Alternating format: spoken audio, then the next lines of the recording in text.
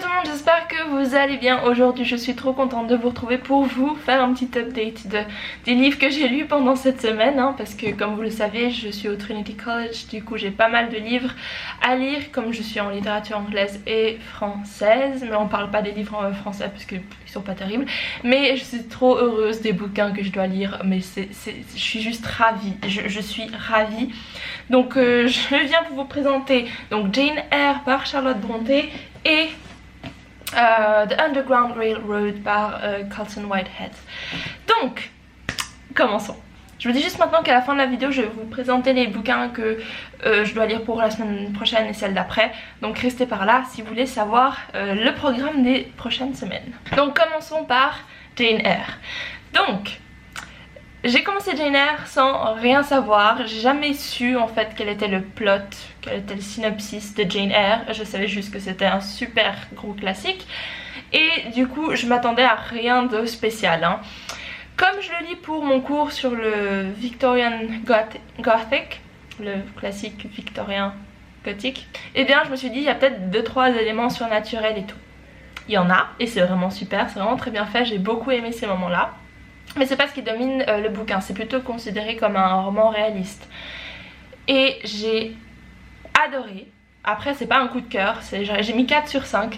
Mais j'ai beaucoup aimé. Donc pour ceux qui connaissent pas Jane Eyre, c'est au début de l'histoire une orpheline qui grandit avec sa tante qui la maltraite un petit peu. Le pire c'est les enfants là, de Mrs. Reed là, c'est des teignes, c'est horrible. Et après elle va se faire envoyer par sa tante dans un espèce d'orphelinat, une école, un institut. Et on va suivre pendant les première page, un peu son enfance, et ensuite on va passer à 8 ans plus tard, quand elle cherche un poste de gouvernante dans une famille.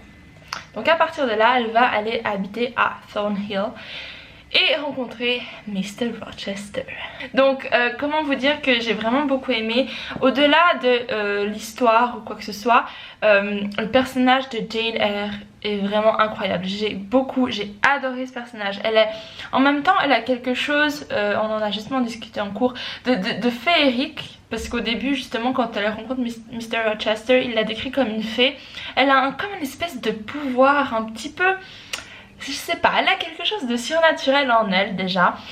Au-delà de son esprit très juste, très droit et très déterminé aussi, elle a quand même un sacré caractère même si elle le montre pas tout le temps.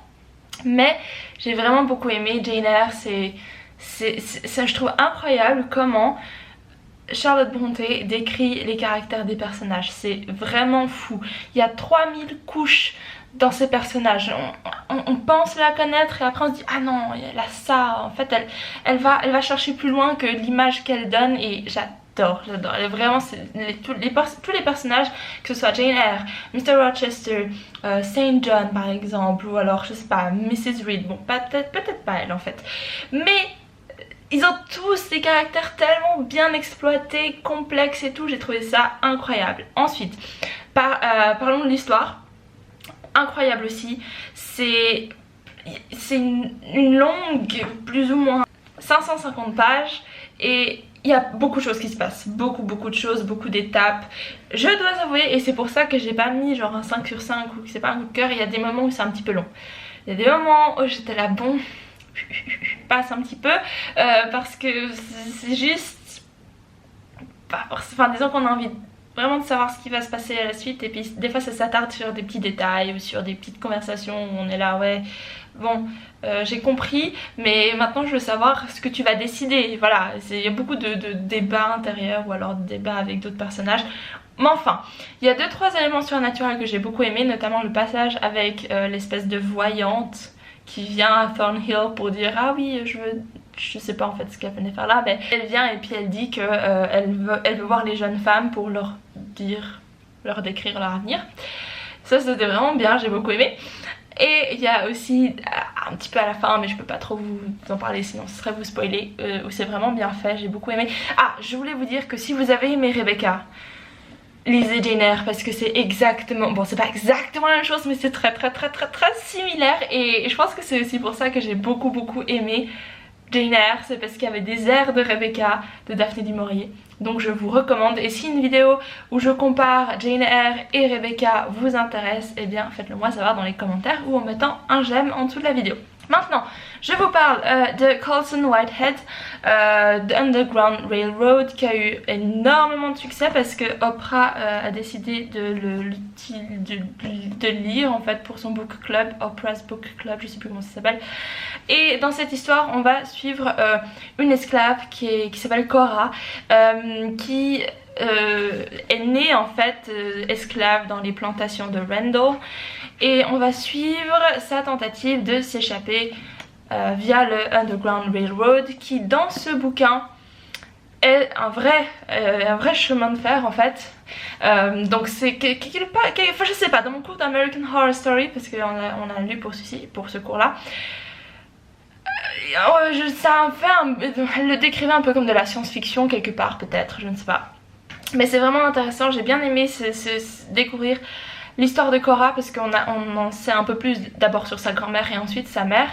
Sa mère qui s'est échappée des plantations et qui a laissé sa fille derrière elle, et c'est un peu genre une idole parmi les esclaves parce que c'est la seule à avoir réussi à s'échapper de cette plantation sans avoir été capturée par la suite, parce qu'il y a des slave hunters, des chasseurs d'esclaves. Donc quand des esclaves s'enfuient, ils vont essayer d'aller les retrouver, et on va avoir différentes perspectives dans ce bouquin. On a des fois des chapitres, mais à l'intérieur des chapitres on a des espèces de petites séparations qui va donner l'histoire d'un point de vue d'un autre personnage, que ce soit justement le chasseur d'esclaves, ou alors la mère de Cora, ou alors sa grand-mère, ou encore des gens qui vont l'accueillir pendant sa course vers la liberté.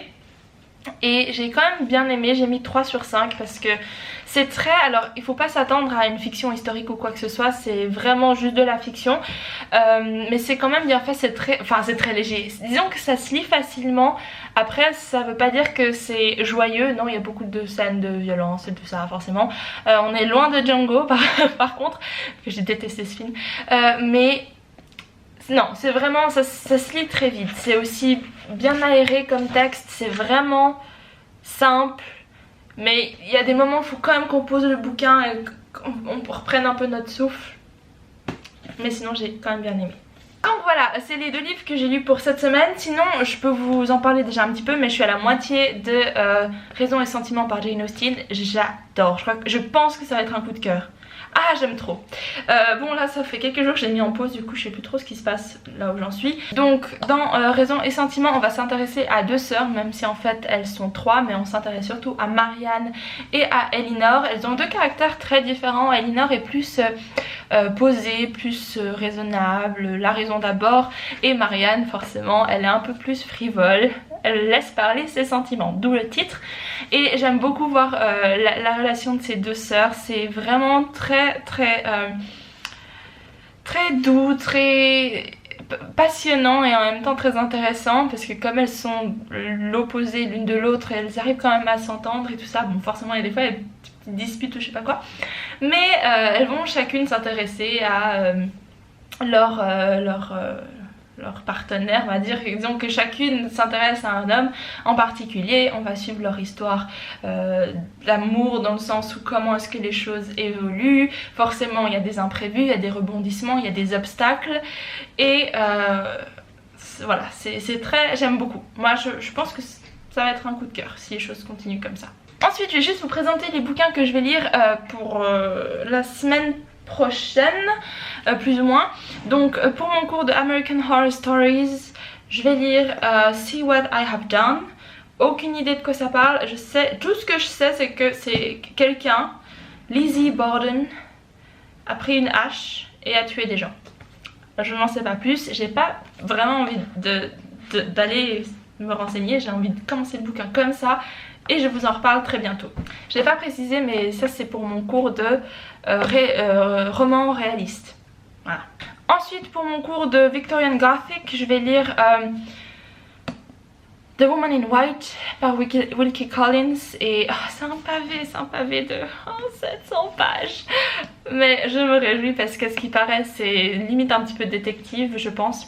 je veux pas lire ce qu'il y a derrière. Non, je me lance dans les bouquins sans rien savoir, En parlant de briques, pour dans 2 semaines, une fois que j'aurai fini Raison et Sentiment pour le cours de réalisme, je vais lire Middlemarch par George Eliot. Et alors là, non mais j'ose même pas. 900 pages. 900 pages. Bon, c'est pas grave, c'est pas grave. Pour la même semaine. Non mais je vais commencer maintenant bien sûr. Donc voilà, c'est tout pour cette vidéo, j'espère que ça vous a plu. N'hésitez pas à me dire en commentaire si vous avez déjà lu un de ces bouquins. Je vais commencer une nouvelle série classique, je pense, sur YouTube. D'ailleurs ce sera la première vidéo je pense. Peut-être que je vais renommer aussi celle que j'ai fait sur Léo de Hurlevent pour faire partie de cette catégorie classique, parce que j'adore les livres classiques. Je sais, enfin disons classique gothique c'est le meilleur, gothique aussi c'est le best, mais voilà, c'est vrai que je lis plus beaucoup de livres contemporains ou autres, donc on va faire cette série classique. Et n'hésitez pas à me suivre sur Instagram parce que je vous tiens au courant de comment avancent mes lectures et tout ça, et Twitter et Twitch. Je referai très bientôt aussi un live sur Twitch. Donc voilà, je suis heureuse. Je pense que vous pouvez le voir, de lire ces bouquins, j'adore. N'hésitez pas aussi à vous abonner à la chaîne, c'est très important, et à partager la vidéo. Donc je vous remercie, je vous fais plein de bisous et je vous dis à très bientôt. Bye!